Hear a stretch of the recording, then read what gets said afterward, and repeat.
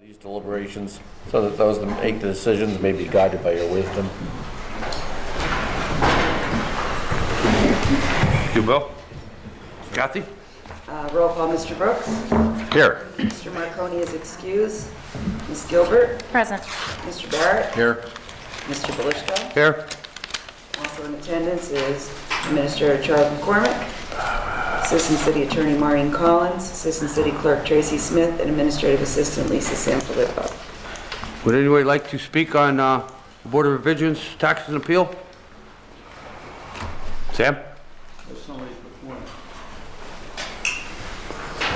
Get 7 minutes for this? I just have certain, I have to admit, I've never attended a Board of Revision of Taxes and Appeals hearing before.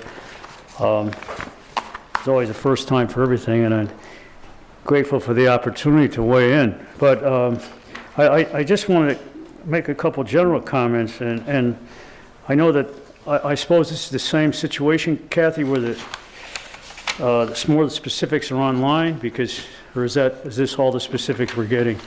When you say, for instance, that the tax is going to be adjusted to $6,266 for the valuation of the real property at, this is the one on Northampton Street. Actually, there are two properties at that address. That is the lower, that's being dropped. That represents the decrease in the not the assessment, but the amount paid, or don't you know? In other words, 5401, 13,718. So the appeals, I mean, I think it'd be fair. Look, just a general comment that I'm sorry I skipped over. In this day and age, is it fair to assume that the price of real estate, I don't know, maybe in this city, in Wilkes-Barre, but in general, across the country, real estate value is increasing. So I wonder what the basis for this, I know what the basis for these appeals are, is that they feel that the property is not worth what it's appraised at. But John, I should take that back. It's evidently one person agrees with them, Mr. Anstedt, and I'm very, look, I'm not trying to derogate or put him down, but I know that past situations, for instance, the Sterling lot was sold for $500,000, which talking to other people who are more in the know than I am about real estate value, that was undervalued. That was a steal to Mr. Stilla, who got that property pretty cheap. So, and there have been other situations as well where Mr. Anstedt, in my opinion, has not come through for the city and the taxpayers. The bottom line is here, so I don't know if you guys are going to answer this. Well, I do know, we all know that the assessment, assuming you three approve it, I really think there should be, well, we're missing only one person, okay. Yeah, I really think that this thing should be placed on the back burner, given the fact that the decrease in the assessment, which means they'll be paying less. How much less tax are they going to be paying? It's got to be spelled out here. Does anybody know? Okay, you're going to answer that. Okay, whatever it is, let's assume it's just a few $1,000s. So that extra burden falls on the taxpayer to compensate for that. So, okay, our taxes are not rising, but still, a lot of people are struggling with the effects of inflation. They're struggling with relatively low wages. Right? You realize the minimum wage around here is still $7 an hour.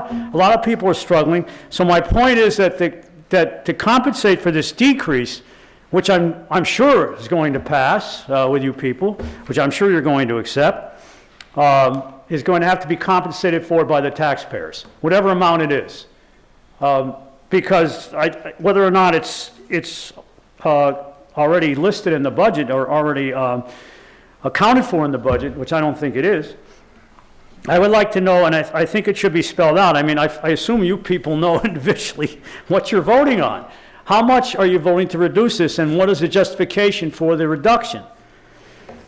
And I think that you know, as I said, this thing is disturbing because maybe somebody, I know my time's almost up, but if somebody can, I don't know if Ms. Collins or somebody can, when the school districts initiate, or somebody initiates a tax assessment appeal there, people go before a magistrate, I guess, or go to court, and one assessment person argues with another, or they go over their different assessments of the property, and they work it out in court.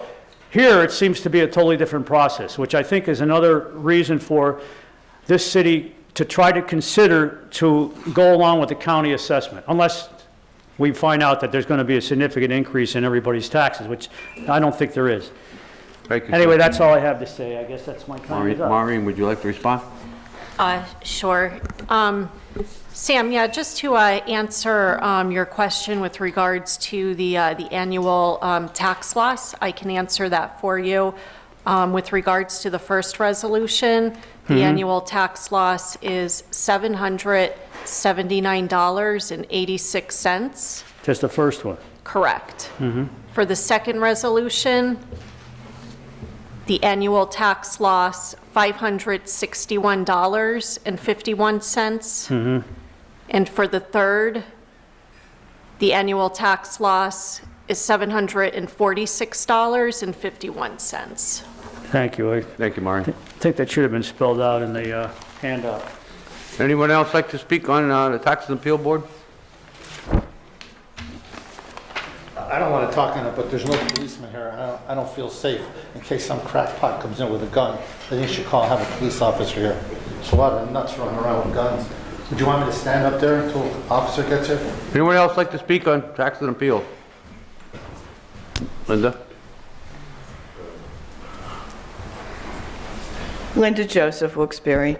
I have no problems with the reassessment and reducing because I know that the reasoning is that we did not and do not follow the county reassessment figures.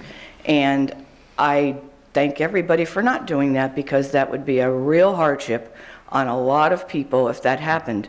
But the procedure is set up so that this is what they can do, individually go and appeal their taxes. So it's a process and it's the right way. And so, yeah, I think everybody's entitled to it. The process is there and that's what it's there for. So it's not a lot of money, obviously, but I just think that a reassessment, that's something that we really won't be able to handle, especially the older people and the senior citizens, because I know mine would probably double, and that would be a hardship. So yeah, so I have no problem with that process. Thank you. Anyone else? Okay, Kath. All right, so we'll need a motion and a second on the first resolution, which is accepting the recommendation of John Anstead to adjust the city's assessed total valuation of real property, and that is for Terrace Holdings, 10 West Northampton Street. Motion and a second. Motion by Mr. Barrett. Need a second? Oh, second. Second by Mr. Brooks. Mr. Brooks? Yes. Ms. Gilbert? Yes. Mr. Barrett? Yes. Mr. Belishko? Yes. Need a motion and a second on the second resolution, which is also Terrace Holdings, 10 West Northampton Street. Motion? Motion by Mr. Belishko, Second? second by Ms. Gilbert. Mr. Brooks? Yes. Ms. Gilbert? Yes. Mr. Barrett? Yes. Mr. Belishko? Yes. And finally, the third resolution, which is for 173 Gilligan Street. Motion. Motion by Mr. Brooks, Second? second by Ms. Gilbert. Mr. Brooks? Yes. Ms. Gilbert? Yes. Mr. Barrett? Yes. Mr. Belishko? Yes. No business, you need a motion. Okay. This is, Okay, that being business is finished for the Tax and Appeal Board. Motion to adjourn. Motion. allegiance to the flag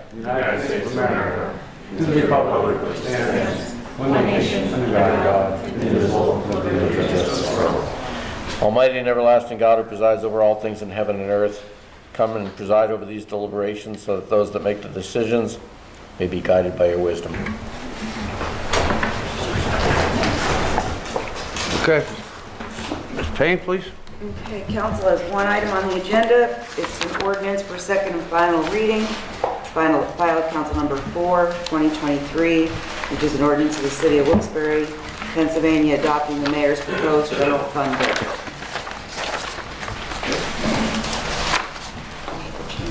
Any questions? Everybody good? Okay, Kathy, move forward. Mayor's up. Pardon? Yeah, mayor's up. Oh. Hi, Bob, how you doing? Hi, good evening, everybody. Before we get started, I want to wish you all a happy Thanksgiving. May not see you, before then. Here you, Mayor. Thank you. We do have several items tonight that I'm hoping that you're going to vote favorably on.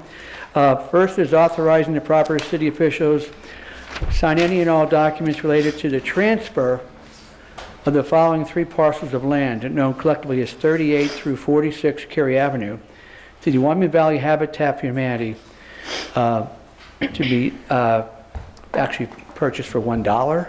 And the 3 parcels will actually be turned into some beautiful new homes for people. And I have a gentleman here from the Board of Directors of the Habitat for Humanity, Bob Borwick, if you'd like to ask some questions. He also has some photos to show you what the homes will, probably look like. Bob, do you want to come up? Yeah, I do. He's over here. Bob, where are you? Stand up, Bob. Oh, I'm a lefty, I always go to the left. If you would, speak your name, please. My name is Bob Borwick, B-O-R-W-I-C-K. I'm a board member of Habitat for Humanity of Wyoming Valley. Basically, we have about 5 homes already in the last 15 years I've been on the board in the Wilkes-Barre area, and they're all good tax-paying people. They are completely vetted to make sure that they put in 200 hours of community service and have to meet all the criteria in order to get become a homeowner of a Habitat home. So we're really proud of the people we've had over the last 15 years. We've had about 20 homes built, and out of those 20 homes, we've only had 1 that we've had to repossess over issues with the family. So our luck with our vetting processes actually works a lot better than most banks. So the parcel on Cary Avenue, we already have a home on Cary Avenue. A little farther down on the right-hand side, we also have homes on Madison Street, Dibble Street, and up in the Heights, plus Hanover, Larksville, Pittston, all over the place. And we've able to put these people back on the tax rolls, put them in good housing. These are a lot of single parent homes, but they're mostly young professionals or older people who have some kind of issues, but they can meet the criteria that we need in order to maintain a Habitat home. If you look at the pictures, if you look at them at all, we have a formula. The homes are 3 bedrooms, 1.5 bath homes. They're very simple. They're very attractive in scale. All of their properties must be maintained. We hold the mortgages for these people. So we have, every one of them have a mentor. So there's always somebody to fall back on if there's any questions or issues. So we're really proud of that, and we look forward to the opportunity to receiving this property as we can put multiple houses on that property, which is obviously, you're all aware, it's been kind of dead in the water for quite some time. So we're excited about the opportunity. It'll definitely spark up the neighborhood, which is also a real positive. So, do you have any questions? So that's my district. So I just have a couple questions. Sure. Criteria in a nutshell to get in one of these homes. Yes. Is there like an income limit? Yes.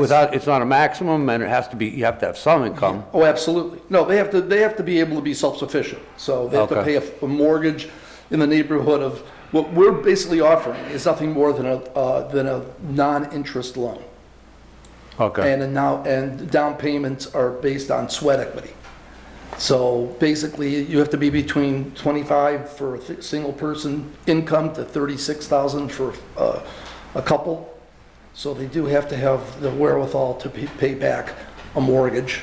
And like I said, we hold they a will. mortgage, so we have absolute knowledge every month if their payments are made and if they're up to stuff. And they will be paying tax to the city. Absolutely. Oh, no, these That's our concern. Yeah, When we- absolutely. This is gonna put people on the tax rolls and, The property goes back on the tax roll. That's what I love about it. yeah, The property's been empty a long long time. No, this is definitely gonna be a plus. Plus, it'll beautify the area too, because Absolutely. obviously I've driven by it a million times and you see the, it's just like gray, gravel, whatever. But no, Yeah. that'll be grass and No, homes and park, and driveway and.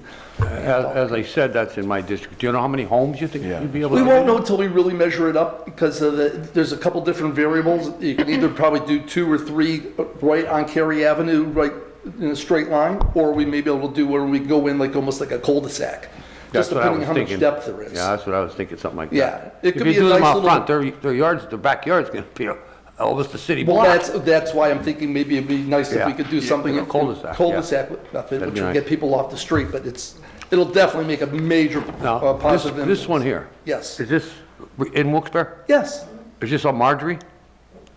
No, we have one on Dibble, we have one on Cary Ave, and they're all visually the same. They're all basically have a small front porch. That's on dialect. I think that's. This one's Dibble? Yeah. Yeah, I know, I've seen the one when they started doing it, and it was very nice. Yeah. Oh, no, the first thing, everything is to make, if you're in a neighborhood, we create a good relationship with the neighbors, obviously, because some people I think there's a misunderstanding of a lot of people think you're giving homes to people who have, don't bring That's why I anything to was the there. table. No, these are not, nothing to do with Section 8, nothing to do with people. These are people that are going to be taxpayers. I mean, most of our homes are owned by nurses, people who work with Times Leader, there's a couple physician's assistants. I mean, it's by no means a giving something away. I understand. We take a lot of pride in the fact that they have to maintain all this. They are nice homes. Yeah, and the homes are beautiful to the area. And if you want to, drive down Cary Ave, go to Dibble Street, that crummy area where this guy lives, and you'll see how nice it looks.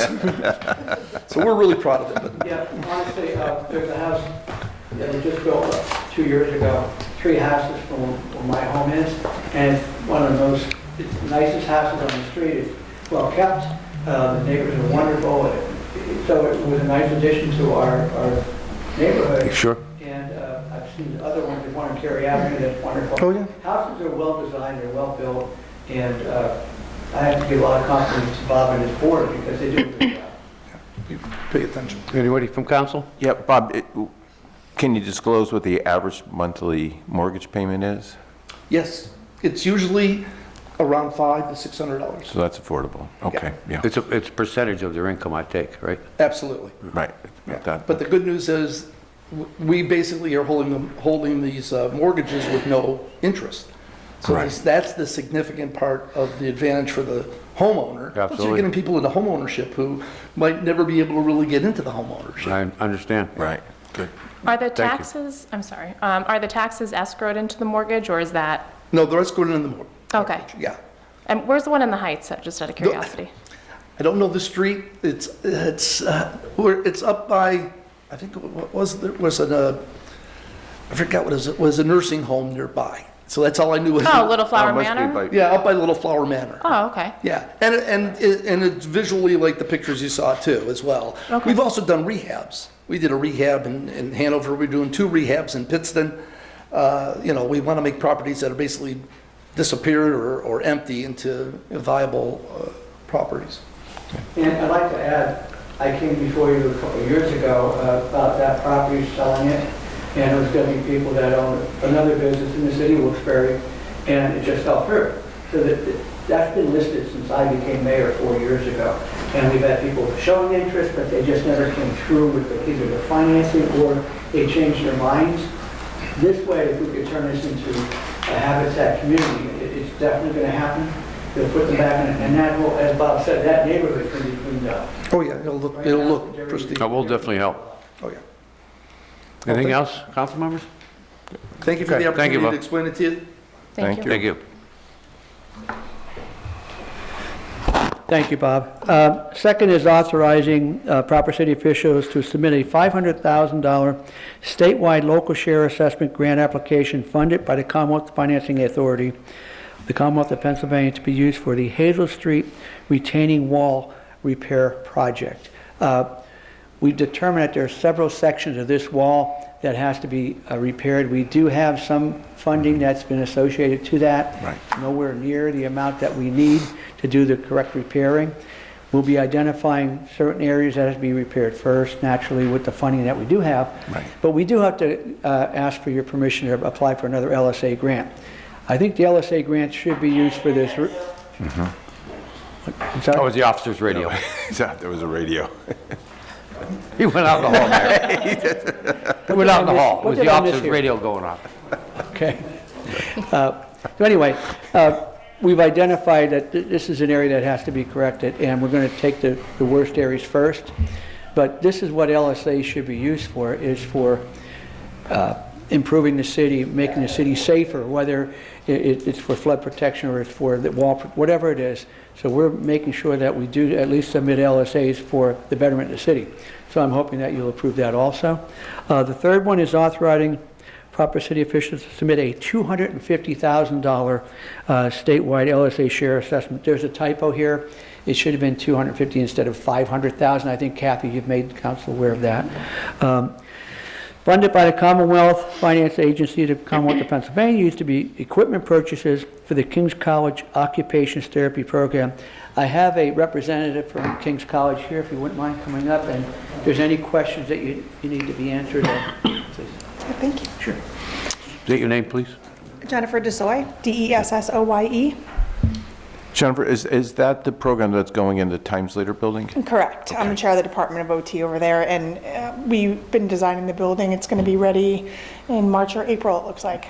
Wonderful, thank you. What kind of equipment are we talking? I know it says occupational therapy, but Yeah, what does we that have. mean? We have 8 labs that are going in there, a pediatric lab for kids with disabilities, so there'll be, all of the things we use for rehab equipment for those kids. So we have all kinds of, it looks very fun, but ball pits and swings and slides and things like that. Their wheelchairs will be in there. It'll house some of our Go Baby Go activities that we're going to be doing for kids with mobility issues. Then we have inpatient and outpatient labs. So our inpatient will be set up similar to a hospital space. Our outpatient labs will be set up similar to what would look like an outpatient gym that you see in physical therapy. We also have the ADL room, activities of daily living room, where that will be set up like an apartment style with accessibility, so we can work with our students to learn accessibility issues. And then we have another one, the Innovations Lab, which will have our 3D printers and things, so we can customize splints for people and build those things. So that there's a whole bunch of things that are sort of on this list. Seems to me it's going to cost you a lot more than $250,000. Oh, yeah. No, the list is a little over $1 million. Okay. And so this would be helpful for us to I be got able you. to get what we needed. Anything else, Council? Is this a new program for King's Occupational Therapy? I know we're into several other similar programs. I didn't know if this is brand new. Yeah, this is brand new. We're in the midst of accreditation. This is King's first doctorate program. It's a 6-year 3+3 program at King's. And it was started, I came 2 years ago to build the program. And we have currently 24 students in it enrolled. Thank you. Anyone else on council? The only question I have, this is more of a question for the mayor. I thought the LSA deadline, did they extend it, or am I thinking of another? There's 2 separate councilwomen. There's the local and then there's the statewide. Okay, This is the statewide, so there's. Got it. It's 2 separate programs. okay, thank you. Good question, but I thought the same thing. Like, Yeah, why are like, we wait a getting second. LSAs? But I forgot about to bring it up today. Thank you. That explains it. Thank you, dear. Thank you.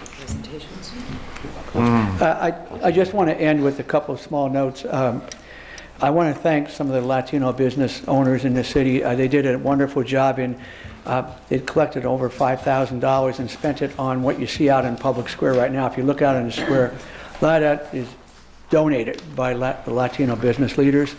Also, I want to credit our DPW department. They did a great job in setting everything up.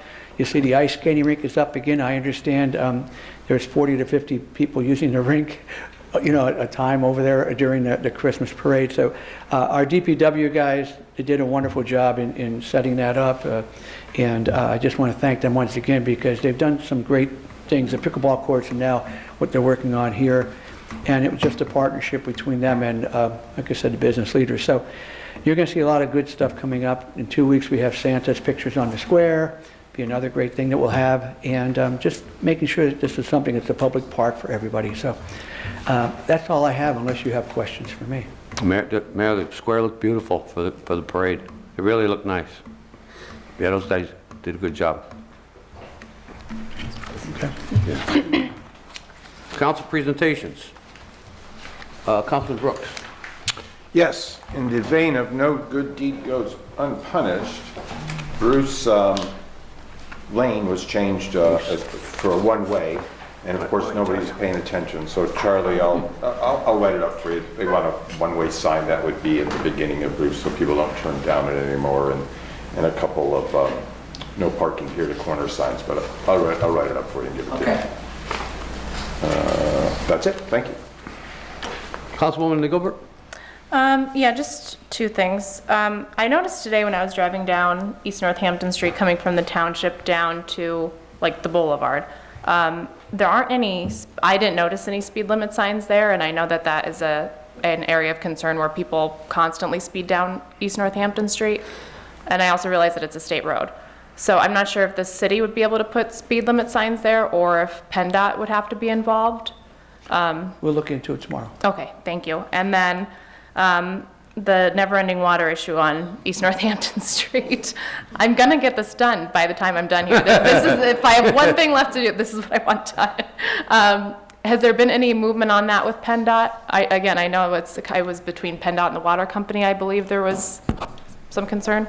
Charlie, do you have an update on that you could provide? But we, No, once, I don't. I ask periodically, and I sort of like punching marshmallow. Yeah. So whose responsibility is it at this point? Is it PennDOT or the water company?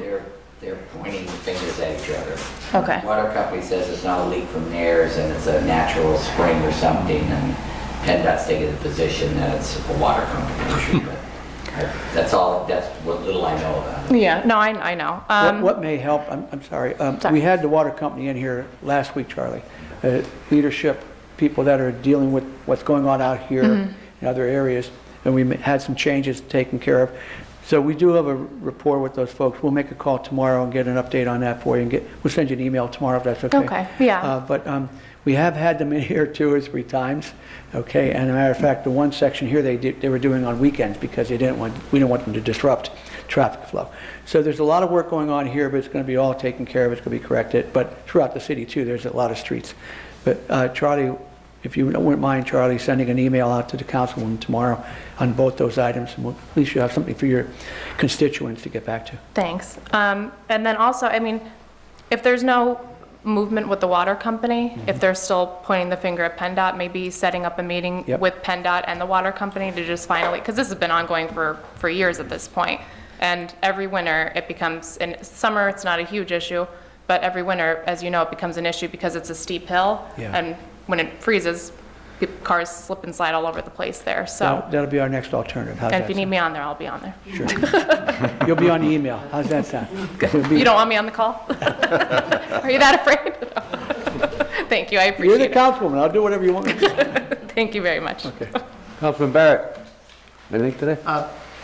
Thank you for everything that you've done for us. I know with emails fly fast and furious, but I do appreciate the responses that we've been getting. As far as unfinished business, 2729 Hurley Street up in Miners Mills. I don't know if you're familiar with that property, but the last I heard on it in August it was going to be put on a demo list. It's a large double block that's damaged in the back, and I just didn't know, you're not going to know this now, but if you can get me an update on that, where it stands, so that I can report back to the neighbors in that neighborhood there. We'll give you an email tomorrow. Thank you, Mayor. Appreciate it. You That's good? it, sir. Thank you. Mayor, I've noticed it too, I've just never complained about it. On Barney Street where the railroad tracks cut across, it's terrible. You probably know this. I idle my car over those. If you're going over there at 20 miles an hour, your head's gonna hit the ceiling. Is there some, I know it's railroad property, is there something we could do, maybe a patch Yes, job? sure. Mike, Temper- we can't patch the railroad can't. track because of, it's very sensitive with the railroads going down, but we have contacted the county, and they have that scheduled to be repaired. Oh, so you're well aware of this? We're aware of the, yeah, I drive over it too, and I lost my dentures. Yeah. No, I don't wear dentures. But anyway, I know what you're talking about, but yeah, we reached out to the county, that's a county project. They do have it, I forget the date, Charlie, do you remember the date? It's passed, but yeah. Oh, okay. Yeah? It was about 10 days ago, but yeah. And for some Do we reason. have to say that? For some reason, PennDOT's doing the work, and I don't understand that, but it's scheduled and they were supposed to be here. So I'll follow up again. If you would, follow up.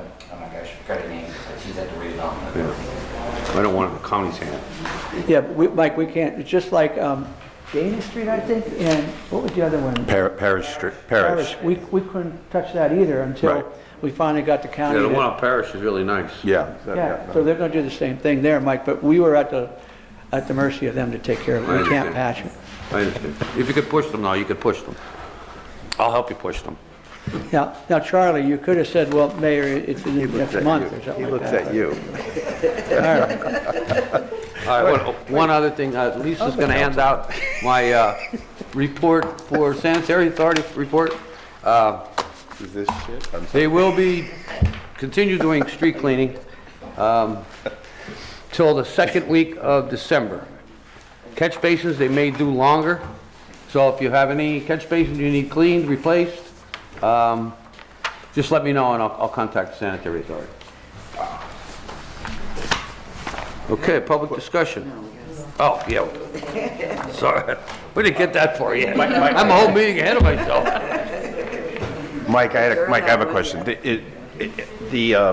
the catch basin, where it starts to like, if it falls in, there's a big hole, does they replace it or is it our street department? Almighty and everlasting God, who presides over all things in heaven and earth, come and preside over these deliberations, so that those that make the decisions may be guided by your wisdom. Thank you, Bill, for all three prayers. Yes. You think I'd know it by now without looking at it? Mr. Brooks. Here. Mr. Marconi is excused. Ms. Gilbert. Present. Mr. Barrett. Here. Mr. Belushko. Yeah, if you want. Also in attendance is Mayor George Brown, Administrator Charles McCormick, Assistant City Attorney Marion Collins, Assistant City Clerk Tracy Smith, and Administrative Assistant Lisa Sanfilippo. Good evening. Welcome to tonight's regular session of the City Council. Please turn off all cell phones. The following are examples of some important council rules. They are not intended to be a complete list.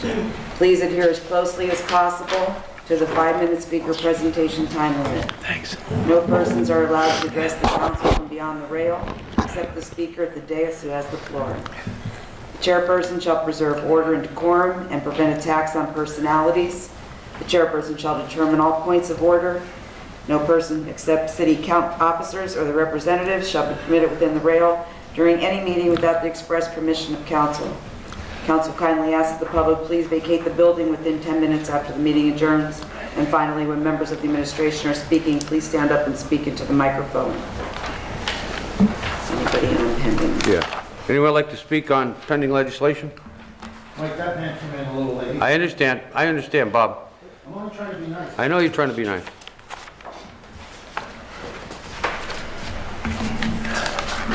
Anyone? Oh, okay, I'm sorry. Lisa, can you grab that? I'm sir, I'm gonna allow this because you don't understand. Once the gavel goes down for the start of the council meeting, we usually don't accept those, but in your case, that you didn't know that, we'll take it now. Well, I thought that it started at 6 o'clock, Mr. Counselor. Well, Meetings, it's, that's no, why I came. we had a work session, combined session, so our work session, when that work session's over, we immediately go into, What time does the work session start? 5:30, but 5:30 you can't speak. Only on combined session Yeah. nights, they're 5:30. Most times, council meetings are at 6 o'clock. Would be at 6. Yeah, oh, okay. You have to check your calendar. Angel Mathis, Wilkes-Barre. I think that it's a good idea to support the Habitat for Humanities because I know a few people within the city who has habitat houses, and You know, after growing up in this area, that was the only way they could become homeowners. And you know what I'm about to say, because I say it all the time. LSA grants. Please vote no for Kings, because they, you know, doing their lab doesn't necessarily benefit the residents of Wilkes-Barre. It may benefit the area as a whole because it's an educational place. But, you know, with all of the, if they can afford to de-house 10 families by buying a building worth $1.3 million, I'm more than sure they don't need LSA grants. Because one, you know, I understand the city's not selling to them, the county is still selling to them. But either which way, it's leading to our housing crisis. So let them finance their own program. And second, please, you know, pass the wall. I've gone past that wall for almost 30 years going up to my mother's house. And over the past 30 years, it's been crumbling for the past 30 years. And some areas of it look like I don't even want to walk on that side of the street because I'm afraid it's going to fall on me. So please pass that. Thank you, Angel. Anyone else on pending legislation? All right, Bob, you ready? Bob, when do we talk about the budget next? Pardon? No. What? Yeah, you could talk now. So I can talk about Kings too and the budget? Yeah. Okay.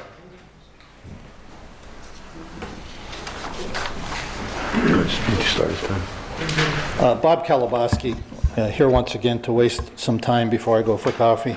I think that lady there brought up a... What are you trying to do, give me a stroke? I think she brought up a good point. Kings is an asset to our town, but what she brought up, they do have all this money all the time to buy these buildings, and yet here they are asking for more money. And what I brought out about Kings conspiring, what they did to Mr. Greco, it's a hard pill to swallow that they're going to come in here and ask for money. And I think it's wrong. And what she brought up, now they have all this money to buy buildings and displace people, but yet here they are for the taxpayers again. And you weren't here, Ms. Collins. Maybe I could ask you, is there a way that we could sue King's College? Because I didn't get an answer from Attorney Henry. Is there a way we could sue King's College to go after them for our deductible? Because they conspired with Chief DeSoy, with Mayor Layton and several other city officials to close Mr. Greco down. Stay on the. Well, I am, but I'm trying to make my point, is could we go after them and sue them, and then the money we get... That still has nothing to do with the agenda, Bob. Well, no. Please. All right, Please, come on. All right, but you interrupt me all the time. I'm going to interrupt you. All right, just if we could win it, put the money in the general fund. That's not what we're talking about here. All right, well, that's what I'm talking That's about. not a topic. Right. Well, and another thing is this is a waste of time coming down here. A complete waste of time. And Kathy, I want to apologize to you publicly about that $20,000 you got, but that's my opinion. As far as I'm concerned. But that's not on the agenda item. But I appreciate you saying that. You could say it in public speaking. Well, when do I do public? Stay on the agenda. Oh, and I can right talk now. again? You get to talk again. You've Oh, been here every meeting. How do you not know that? Well, I don't know. I get mixed up. You're always yelling at me. Yeah. You make me feel bad. I'm scared. That's why I want a policeman here. But I think what she brought up there is a good point. But once again, I'm going to ask is, and I know this is a waste of time, and I know how we commend our public works, how they saved us probably a couple $100,000. And I brought up by just giving up the health care, which you aren't going to do. Giving up that health care, that's $250,000 we could save in 4 years. And I think that's what should be done, but nobody will ever do it. Because you'll never give back. And you know I'm right. Shouldn't be getting health care. And I brought out how many people worked up at the Public Works for years and never got an ounce of health care till they got hired full-time. And I think you should give up that health care and be done with it. that's my only biggest complaint, is want to take the buyout, take the buyout, I'll give that to you. But like Miss Gilbert and Mr. Marconi, and even you, how much money you've cost us for health care? And you just sold your business. You know you don't need to get the taxpayers to pay your health care. You could afford that with no problem. You could afford that, but yet you're going to make me pay your health care. You're the most successful businessman in South Wilkes-Barre with your auto emporium. But yet, here you are going to make us pay your health care. It's really unfair. And everybody here knows it's unfair. And there's not a private business that could afford to give you what you get. I mean, I'll go along with you. Want the buyout, go ahead. Because like Tony, he says he gives it back. And I think the new council people said they're going to give it the buyout back. Well, that's good. But I know you are never going to listen to me, even though I'm right. So now, when do I get to talk? I have to sit down and then we'll go again? Yeah. Thank you, Bob. You're welcome. Ms. Collins, when I come back, I would like an answer on that. Anyone else on pending legislation? Sam?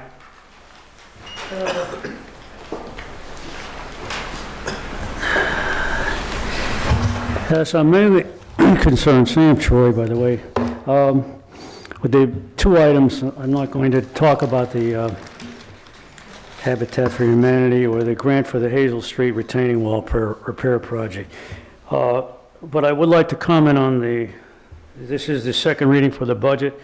I want to again urge council, I know my words will probably go for naught, but I would like to urge council to vote against this budget or put it on the back burner. There are too many unresolved issues. It is a smoke and mirrors budget, as I said.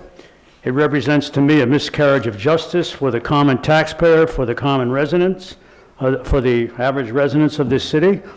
One main reason being, and I don't care how the mayor rationalizes, Mayor, if we got to go through this for the umpteenth time, I don't care. I don't care how you iron this out, with the unions. It's still irresponsible and it's still unethical to grant yourself, and I don't care how much money you sacrificed in the past. And council getting raises and everybody else in your administration getting raises when the people in this community are struggling. And I mean struggling to pay bills, to pay utility bills, to put food on the table in some cases, and to save their homes from foreclosure. That's the main reason. But we have other specific reasons here that have not been resolved. And I would like, if I could get some answers to it before you guys vote on this budget to pass it. You could say this is a big numbers game. Mr. Barrett made a comment last time, well, these numbers are not pulled out of thin air. And I agree to a certain extent with that. But there are certain items here, for instance, that bother me, and they have nobody answered my questions. And I'm looking at the revenue section again. I just got the expenditure section I didn't get a chance to look at. The increase in the revenue from the Wyoming Valley Sanitary Authority from $277,000 in 2023, to projection next year of $325,000. That's approximately a $50,000 increase. Now, from what I understand, and I did touch on this last time, this is disturbing because we are paying, every household, as you know, including yourselves, are paying a rain tax depending on the amount of impervious, great word, right? Impervious area you have in your house, and of course your sewer connection. We're already paying, in my case I'm paying, I forget what it is, like $70 a quarter or something, including that rain tax, which is not really a tax, it's a fee. So the way this works, you were supposed to research this, weren't you? There's a certain amount of money, I'm not going to use the word kickback, okay, I know that's not very kosher. But money is coming back, correct, Mayor? Or somebody on council can answer this? From the sanitary authority. They collect the rain tax. Let me get this straight. They collect the rain tax or the fee from the average citizen, which is a lot of money.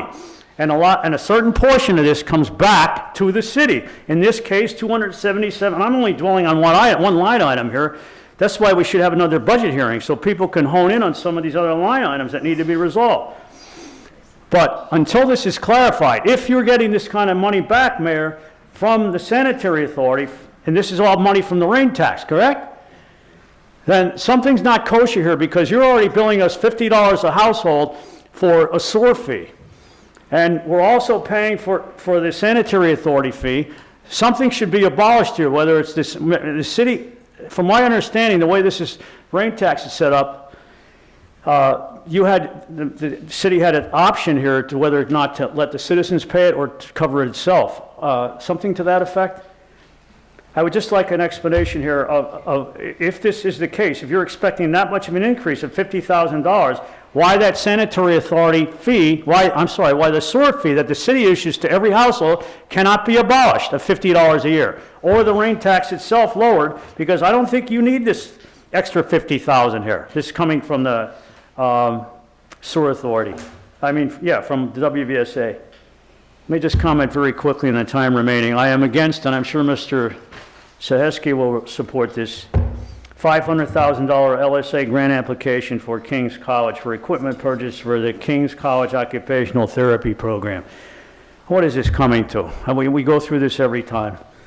How much more can we bend over backwards can the city bend over backwards for King's College? Do they deserve it, giving the city about $100,000 in pilot when they have property probably worth, which should be about $1 million in revenue for the city? I don't think that's right. Thank you, Yeah, Sam. my time is up, I guess. I wish somebody can answer my questions for a change. What is the purpose of public input anyway? To get answers, right?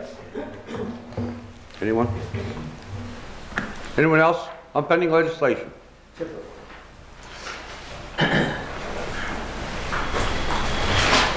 John Toski, Almond Lane. Bob, this question is your fault because you got me thinking about this.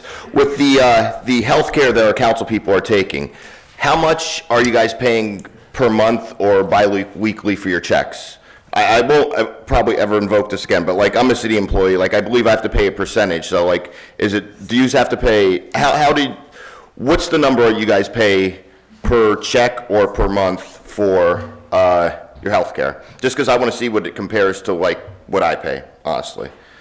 Okay, I'm for, the Habitat for Humanity. They have a lot of nice properties. I haven't seen a bad property that they have in the whole town, so like, they've seemed to be all successful projects, so we should keep that going. And plus, that property's been sitting there for a while, and it's been just wasted. The wall for Hazel Street, I am very knowledgeable, but my family's had a house on that street since 1950. My grandmother grew up there in the 30s. So like, I've been around that street my whole life. My family's been there for years. Like that wall's been falling apart. Like, $500,000. Like, I'm happy that you applied for that, but it's not going to do it. Like, you guys already know that's not going to do it. I don't understand why you'd apply for any kind of money for Kings when you have your own infrastructure that's falling down in the city. Like, there's a piece of that wall that's already collapsed and is gone. Like, you're lucky it didn't roll out into the street. But there's, all you have to do is go look at the mortar, and you can see that there's just pieces that are just hanging on barely. So like, $500,000, please vote for it, but you're gonna need a lot more, and you guys know that. Oh God, now here we go. Another one for Kings. I really need you guys to show me where in the budget, we've invested tens of millions in dollars on Franklin Street. Where's the return on investment? Where is it showing? Like, there's empty businesses downtown. Like, if we're putting so much money into these schools, why aren't we seeing anything come back for it? Why aren't we seeing more students buying things here? We're not benefiting as much as you guys think we are from these things. Like I've said it before at a meeting. Wegmans, Target, everything in Wilkes-Barre Township's benefiting from this.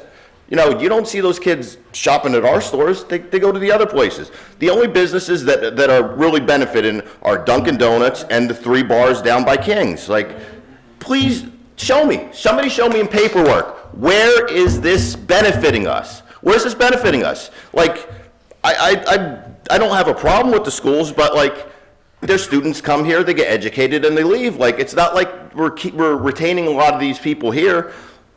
I just really need you guys to show me somewhere it's a budget meeting, show me in the budget where, you know, you've been here for 16, almost 20 years maybe. You guys have been here for 8. You've been here for 8. Where, you know, at this point, you've voted for millions upon millions of dollars of these grants for approval. Where is the benefit? Show me in the downtown. You know, they're both right here downtown. What has gotten better downtown since you guys have voted yes and they've gotten approved for all this money? Where's the private businesses that should be popping up around it? Where's any kind of benefit that it shows? That's all I have. I'd just like some answers. Thank you. Tim, or John, I can only talk about one item. What percentage what we pay towards our health coverage? I think all of City Hall pays the same freight, same amount. I think it's like 3%, 4%, 5%. I have my pay stub. So of course our salary is lower than anybody else in the city, hence our percentage would be. So you're paying like $20. You know? So No. Percentage of the healthcare. So mine comes out to, because I have my pay stub here. Okay, thank you. Mine comes out to $63.65 biweekly. You're paying the same as me pretty much then. 40 or something. Yeah. Any other council members? Mayor? Hi, John. A couple of things I'm just going to touch on for you. LSA grants, these are applications that they have to go to the Harrisburg. You know that.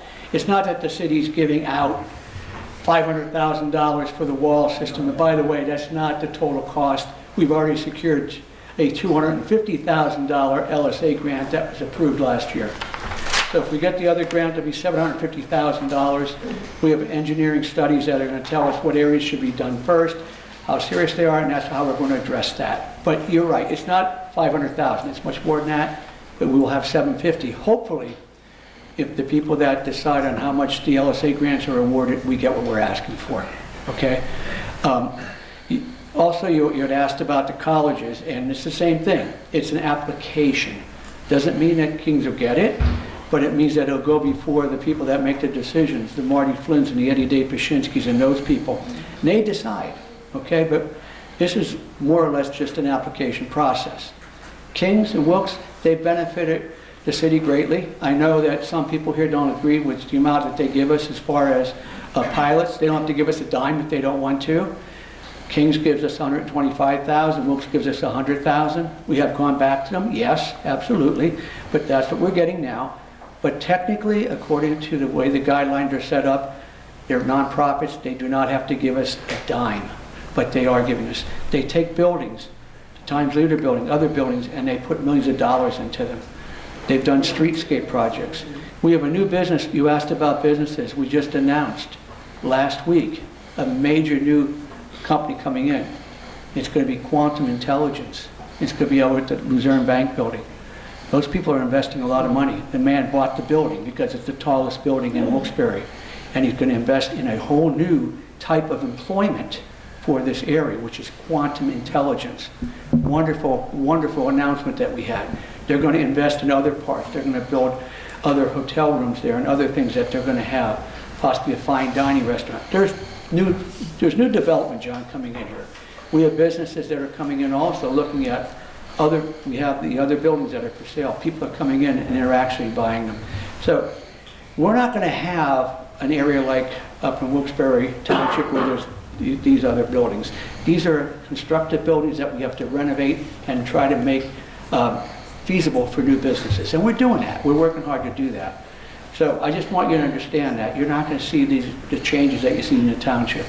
But the council and my administration, Charlie, everybody else, we're working hard to bring new businesses in and to work with them.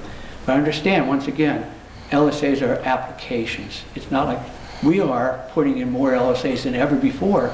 And you were one of the guys that sat with me in my office and said, Mayor, put more in for the city. You remember that. We've talked about that. We're doing that. We're putting it in for other things. Like we have, as Mrs. McBride, pointed out, we've had other LSAs that we put in on the local share. This is just statewide. So there are opportunities to put them in, and hopefully we can benefit the city by that. Okay? I hope you understand my answer. Yeah, Thank you, Mayor. my just issue is just, like, after the years of investment, we don't see it in the budget. Like, that's what you know what I mean? And, you even going back to when you were on council, Like, it just, I don't see where we're. I'm sorry, John, you won't see it as a budget per se item. What you'll see is, you may see revenues, you may see earned income tax, things like that. I'll give you an example. LCTA, okay? There's 160 some new employees that are going to be coming to Wilkes-Barre, okay? 64, I think it was $64 million project. That's going to have a major impact on the city of Wilkes-Barre. Okay, so that's just one of the, I'm sorry? I didn't say I thought you said so. So these are things that you're going to see. You won't see a line item, but you'll see we had a large increase in earned income tax, large increase in other things. That's where you see the payoff. Yeah, but that's what I'm talking about. That's what I mean, like, you could see that into the budget. Like, you could see your. Tax is up. It's up quite a bit. I know, I'm happy to talk to you anytime, you know that. Yeah. Thank you, Mayor. Anyone else on pending legislation? Mr. Chairman, we talked about the colleges, universities numerous times. They have hundreds of people collectively working at these institutions here in Wilkes-Barre. They have thousands of students that are supporting businesses in Wilkes-Barre as well. They live here. They live here, they reside here. You see them all the time. Go out there tonight, you'll see them in and out of all the businesses here. Businesses would be suffering if they weren't here. And what they do with the city, and just walk through their campuses and look around. They are anchors for our downtown on both ends. They're not going anywhere. We need to support them, and as the mayor mentioned, if they have an opportunity to apply for some funding to assist them with the new program, I think it's wonderful. I wish them all the luck with that. I agree with you, Bill. I like to see the money coming into this city. If somebody here in the city doesn't grab it, it's going to go on to other projects throughout the state. So when it comes into here, that's a good thing. May I say something too? I'm sorry. I feel compelled to say something about the King's College LSA grant application, because historically I've always voted against these types of grants when they come before us from local colleges. And the reason for that is because number one, I'm a product of a local college. And I know how much I paid in tuition. And I know how much a lot of these high administrative positions within the college make. And the fact that they can call themselves a nonprofit, again, it's part of a larger issue, that has just always really, it's drove me nuts for a long time. And that does not mean that I don't think that this program is certainly worthwhile. But my gut says that this program will come to fruition with or without this LSA funding. And I applaud the mayor for bringing more of a focus on infrastructure issues within the city, because that's something that I have been advocating for years, and I know a lot of my fellow council members have as well. And I think that we need to continue with that, but I did just feel like I owed the public an explanation for that with King's College, because it's not that I don't think it's a worthy program, it's just, I think the money could be used elsewhere. Thank you. Thank you, Ms. Gilbert. Anyone else? Pending legislation only. Okay, Kathy. Okay, so now we'll need a motion and a second on the resolution regarding Wyoming Valley Habitat for Humanity. A motion? Motion by Mr. Belishko. Second. Second by Ms. Gilbert. Mr. Brooks. Yes. Yes. Yes. Mr. Barrett. Yes. Mr. Belishko. Yes. The second is authorizing the proper city officials to submit a $500,000 statewide local share assessment grant application funded by Commonwealth Lands Authority for the Hazel Street retaining wall. Need a motion and a second? Motion. Motion by Mr. Brooks. Second. Second by Mr. Barrett. Mr. Brooks? Yes. Ms. Gilbert? Yes. Mr. Barrett? Yes. Mr. Belishko? Yes.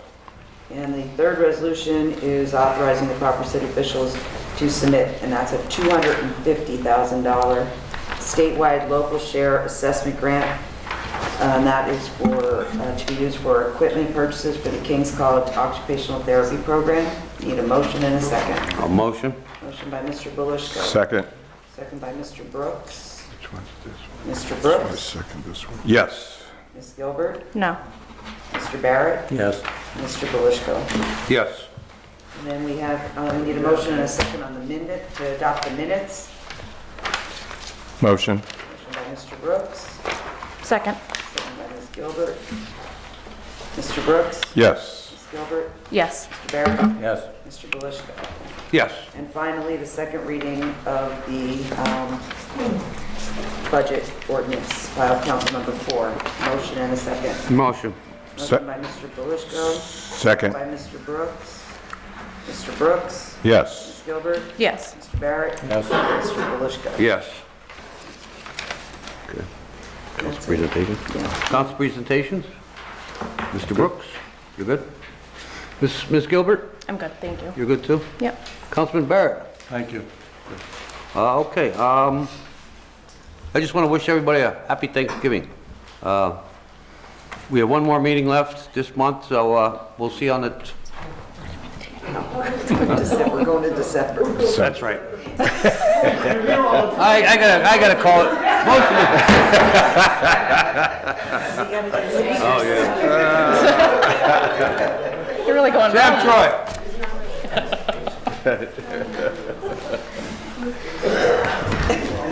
Sam Troy, Joseph Land, just calling attention to a few issues. Very disappointed on the passing of the budget. Too basic. I just want to comment in general, as I said, that the increase in salaries, let me just pull out one example. You just hired Brian Sweats a couple of months ago at $98,000. $98,000, that ain't a bad salary to start at, right? He already got an increase, hasn't been here 60 days. I just think it's unethical to do that, and I know that the parameters of the ARP money evidently allow you to use funding to balance the budget, Mayor, but I think that $1.5 million that you used to balance the budget could have been used for other purposes, and I got a long list of those specific other purposes if you ever want to take any of my suggestions. One of them being, and you, I think when you were on council, saw to this, the energy energy renewal project with Johnson Controls. I think that we could use another one of those to assess the energy use to mitigate the city's carbon footprint. Some of that ARP money could be used for that, or maybe, God forbid, a swimming pool in the summer, a community swimming pool, which city used to have 4 at one time, now has none. Let me just comment on a few general things here. That first of all, Mr. Brooks is one that brought up the issue of litter. He was very disturbed by the litter in the city. I happened to go by Frank's News here the other day, and the litter was staggering from the corner there to, and by the way, what's going to happen to that former building, that the bookstore there that has been vacant for I don't know how long? That seems to be an eyesore. There's a possibility that Kings or Wilkes will somehow get that building back? They only rented that, I guess, right? That's vacant now, and the city's getting nothing from that? Maybe you can explain that, if there's any potential there, Mayor, for that. That really sits, that bothered me, that they rented that for quite a while, and now there's nothing there. The same situation here with Coughlin. It looks horrible. I know you've been on their case to try to clean that up, but getting back to the litter, I'm sorry. You were complaining about the litter, and I know at your heart you're an environmentalist to some extent. I think one possible solution might be, it's a win-win situation, and I proposed this before, a plastic bag ordinance where everybody wins. This has been done in other cities, and some cities have banned plastic bags. A lot of that litter consisted of plastic bags. I unfortunately didn't have the time. I do pick stuff up every now and then because I'm a conscientious citizen. But if you started to think about adopting an ordinance or resolution, whatever it would take, just on a voluntary basis to have merchants ban plastic bags, or to make people pay 3 cents a bag or something if they don't bring their own bag. That might help mitigate the problem, because a large part of that solution, a large part of that is plastic bags, a large part of the litter. I want to just comment on a proposal I saw for bids in the paper for the city of Wilkes-Barre. It's still a mystery to me, and I wonder if anybody on council can answer this. What is the status of what I thought was the Cole Street Authority? I see they did infuse some money into the budget. There's an ad in the paper here to advertise for mostly equipment for, I guess, for maintaining the ice rink up there, which I guess the bids are supposed to come in December. As far as I see, I don't understand why, this goes under the OCD program, I guess, why the city should have to use funds from any program to award a contract for buying equipment for Cole Street, when that is, from what I understand, a private corporation now runs the Cole Street Park up there, right? Toyota Sports Park, as it's called. It's run by a private corporation. The city has nothing to do with it. Why should the city, and as far as I know, they don't contribute a dime to the city's budget. And get this, if you weren't aware of this, who manages the Cole Street, the Toyota Sports Park? Do you know? Does anybody know? The Penguins. And guess what? I looked into the net worth of the Pittsburgh Penguins. That, of course, includes the farm team that the city maintains. I'll end with this. It's close to $1 billion. So if this equipment goes to the city, to the Penguins, I think to maintain the ice rink up there, indirectly or directly, I think that's shameful. With $1 billion, I guess they could afford it. That's what it's worth. That's what the Pittsburgh Penguins are worth, $1 billion, close to $1 billion. Thank you. Thank you. Mike, can I answer? Sure, Mayor. Sam, once again, I'm going to explain to you, I've done this several times. No, this is my time to talk now. Am I right, Councilman? Yes, sir. Okay. You bring up Brian Sweats' salary. There's something called a salary data survey. It tells us how much we pay people for the jobs they perform and their qualifications. Mr. Sweats is paid what he should be paid appropriately for that position. If you challenge that, okay, look up the salary data survey and you'll see what people with his background, his experience, the things that he has to do, his responsibilities that he does for this city. He's well within a range, a high and a low, of that salary data survey. I don't agree with you. Well, excuse me. Sam, please. Sam, I did not interrupt you when you spoke, okay? When you talked about my salary increase, and I didn't tell you I saved you $203,400. I didn't say that again, okay? But what I'm telling you is that Mr. Sweats was a good hire. He does a fantastic job. He worked on this budget. He did a great job on the budget. Every single day he's doing a great job for us. I support the hire of Mr. Sweats, and I'm very happy he's with the city. If you don't like the salary he's getting, I cannot help that, but it's well within the mid and max of the salary data survey for his position with his education and his experience. That's all I'm going to say. Thank you, Mayor. Bob Katowski? Get ready, Mark. Always ready. Hit him hard, Bob. Go ahead. Bob Kalabowski. Mayor, I think what happened, Mayor, I think what happened, I think what upset people was that he got a raise, but as soon as he got in, but I understand what you're saying, if that's not true, but I understand that he's well qualified and that salary is well within reason. But I think the reason I commented was, like, why, or last time I was here, is how he got $2,500 more. Whether that was true or false, I don't know. But I understand that to have a man in that position, you have to pay that type of money. And I'm sure he might have worked cheaper just to get out of the place over at the courthouse for what goes on over there. So he's probably more at home here. Now, getting back to, I think what you did here with this grant for Kings, the application, they're going to get it. You know they're going to get it. And it's just, to me, it irritates me. Because you know how much money they have and the salaries they pay over there, but who do they always keep coming back to? is the taxpayer in one form or another. Let's get more grant money. I think we should have kept the grant money for ourselves. And also, Beth, when you say what you paid for towards your health care, don't forget what you, Mr. Marconi, and Mr. Belushko got. I mean, you got almost $30,000 a year for health care. And Mr. Marconi got about the same. And then, Mike, I don't think you're quite that high, but yet you took it. So, I mean, 60-some dollars a pay or whatever to get $30,000 worth of health care is a pretty good investment.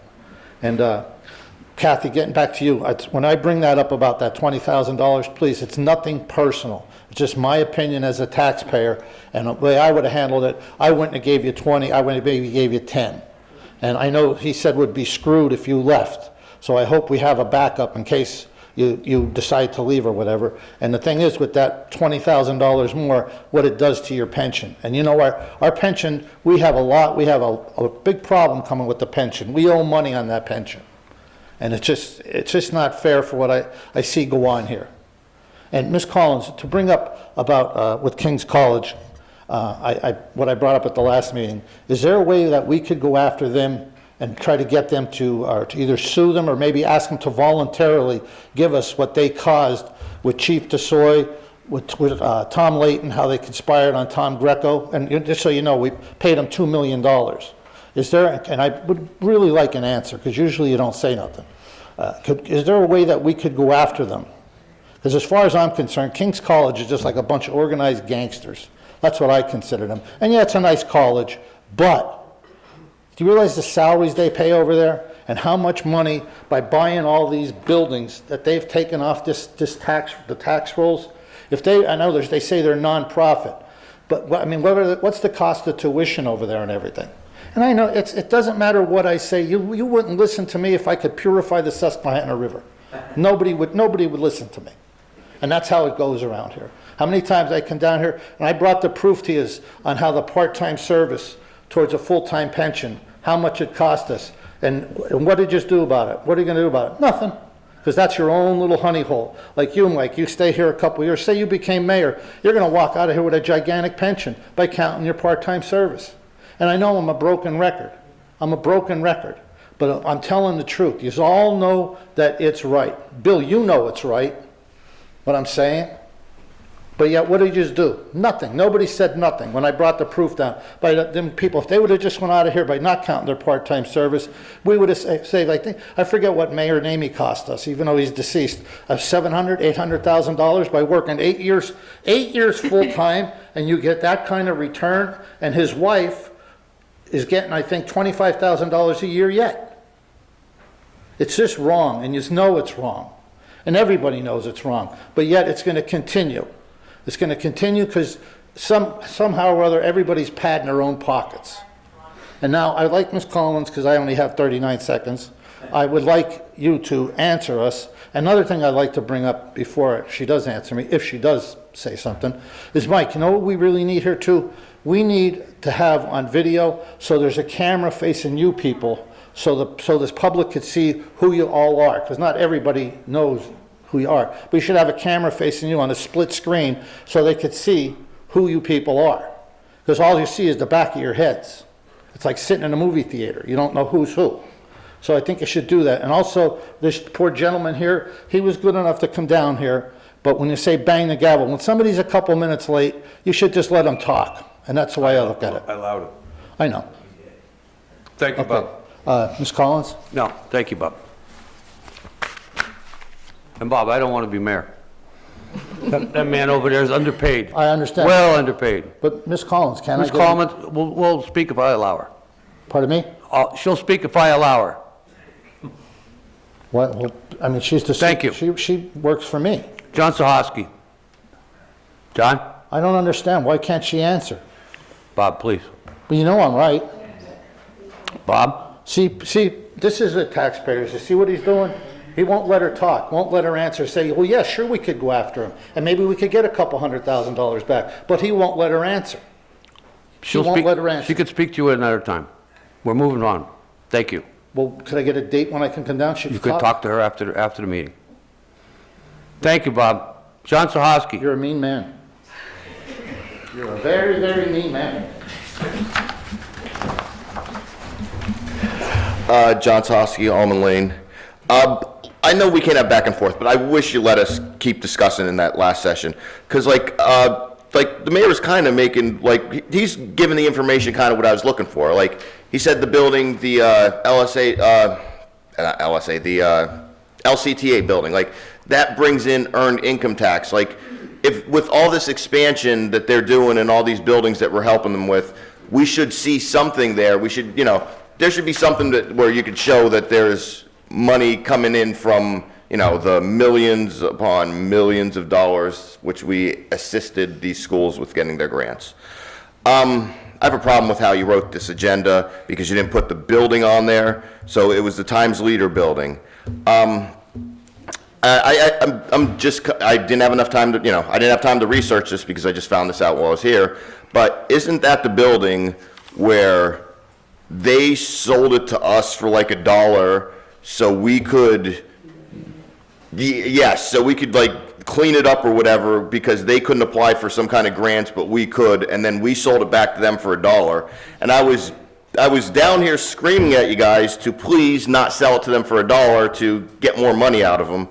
And then on top of us not getting more money out of them, we're helping them apply for another grant, which could take away from this wall grant, which we need, I don't know, or it could fall out into the street. I don't know, whatever you guys prefer.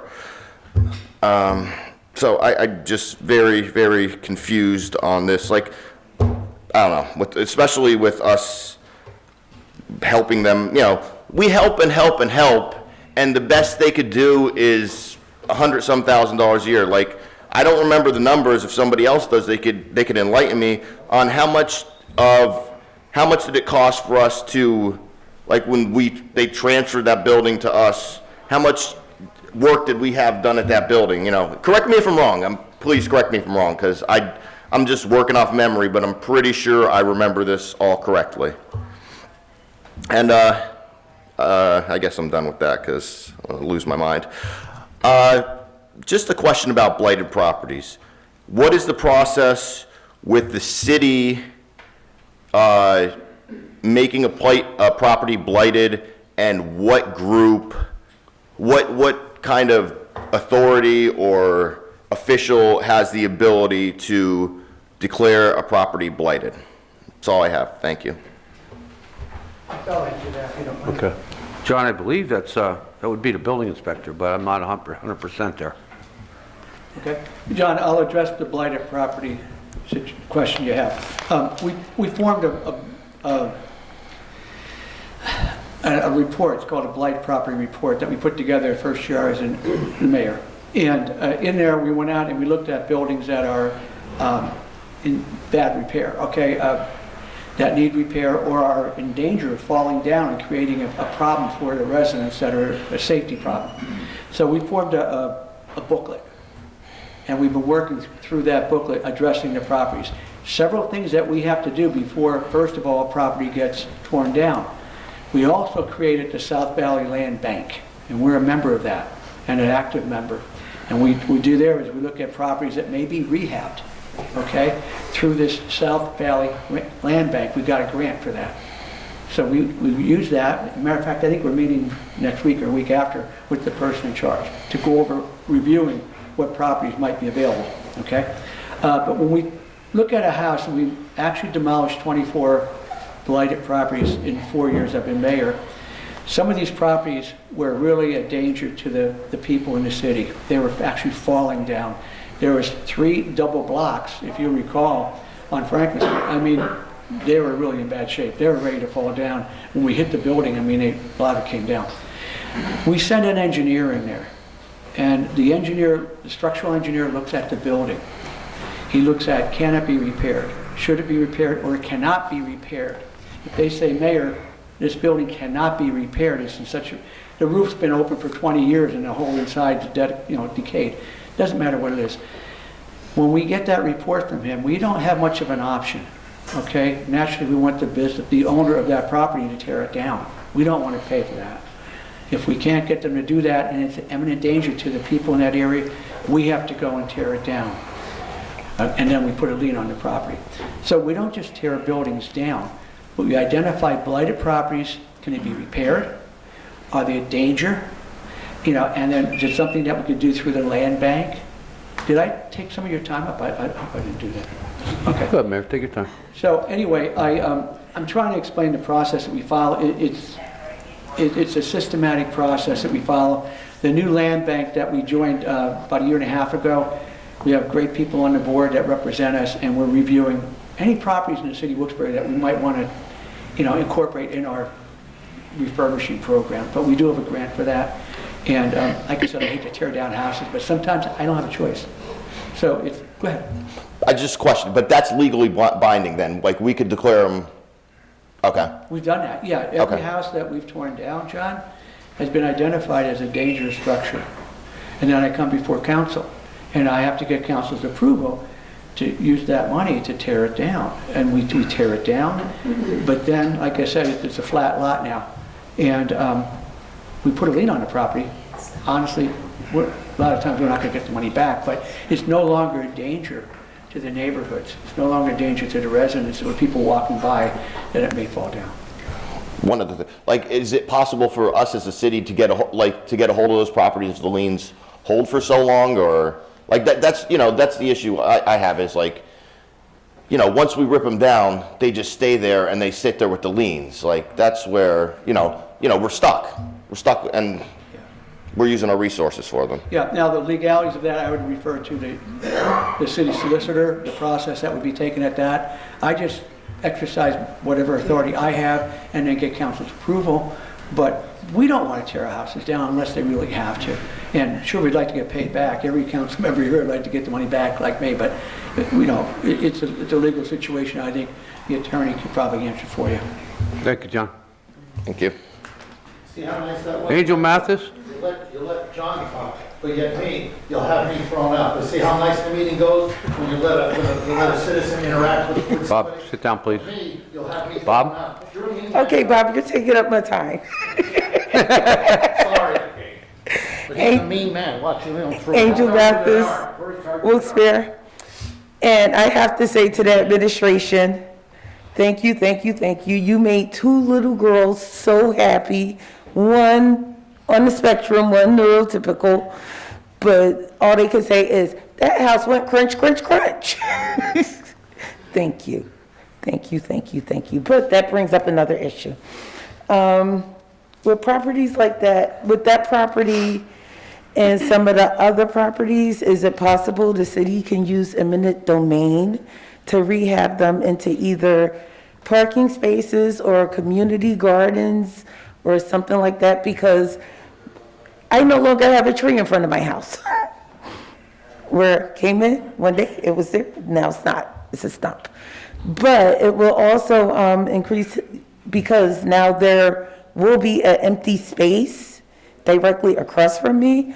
By putting a community garden or something there, it would actually help increase the property values and give some hope to that one block that looked like it's from Philly, where it looked like it's the poorest area in the city.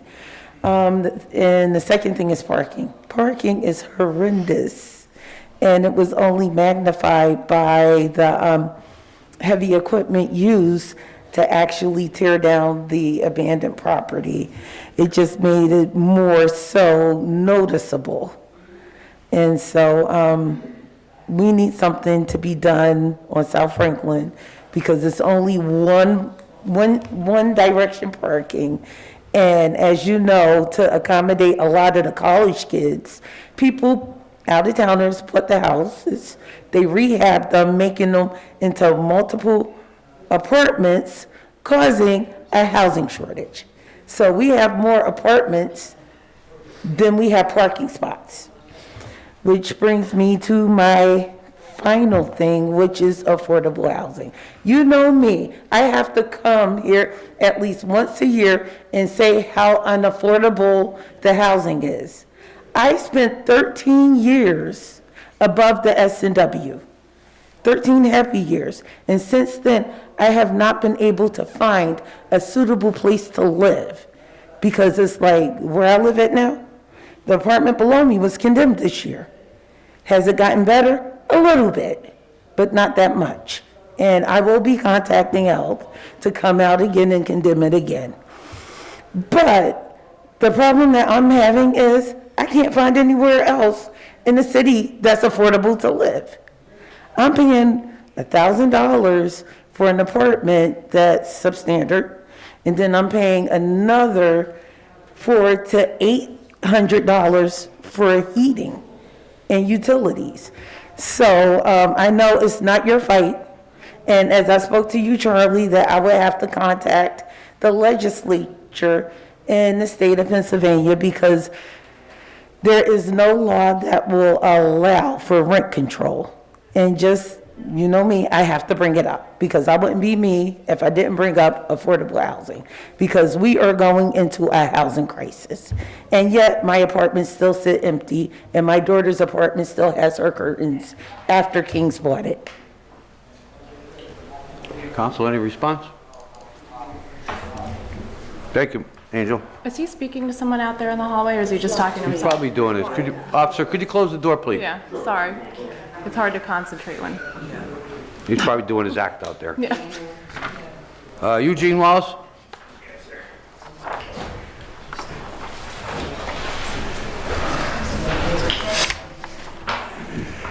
Good evening, Mr. Mayor, council members, and I'm really going to screw this up big time, Mr. Mayor, but I'll see what we could do. And welcome guests. I'm Eugene Francis Wallace. I live in the Valley View Terrace. Maybe, sister, I could talk to you about housing after we're done here. But I guess I'm a softball issue that I'm throwing up now. It's about trash cans. I think we do need more of them in our city. Why? Because of our culture, which is it's overweight, and people don't get around as much, so they could be easier for them to go to a trash can and put the trash in, and then take it to the dumpster. There's a number of dumpsters that I have observed since I've been here my 6 years. So there's dumpsters there, but there's maybe be more trash cans. And I think I talked to Councilor Brooks. He said that's up to the business, and I think I've said that maybe the city solicitor could write a letter to the one who owns the buildings there, the strip malls, and tell them that we wish you cooperate with us. We want our city to be nice and welcoming, et cetera, et cetera. Maybe you could, maybe they could do something about that there. Back to the trash cans. There is some, I seen one down at Bravo, which moved in there, but there's none on the west strip mall. So maybe there could be one put there. Again, the solicitor perhaps should, get a hold of the owners of the strip mall to do something about that. Another place for the trash cans could be at the intersections. Now, I don't know who owns that. I assume it'd be the city, and maybe one trash can. I realize you got to be prudent, Mr. Mayor, but maybe you could put one trash can there and so forth here. Let's see what else I've got. Okay. Perhaps about the trash cans, maybe your people, Mr. Mayor, could talk to the super and have the super get a hold of the art department at the high school in Plains, and these art students could draw designs like a logo of the beehive or some other logos of the Commonwealth, and then perhaps in the spring, Mr. Mayor, you could have a photo op with these students, and on the heading of the topic could be, generation Y and Z are helping the city, the Diamond City be better, you know, or safer. So that's about all I have, that one. The last one I have, and these are softball. I was wondering what, when Scranton Joe signed that infrastructure bill, I wonder if the city got any money to that yet, if that could be. So that's all I have. I'll sit down and wish everybody a happy Giving Thanksgiving Day. Bye-bye. Anyone in council? Anything? Motion to adjourn? Oh, Linda, you're good, okay. I thought so. Sure. Yeah, she told me.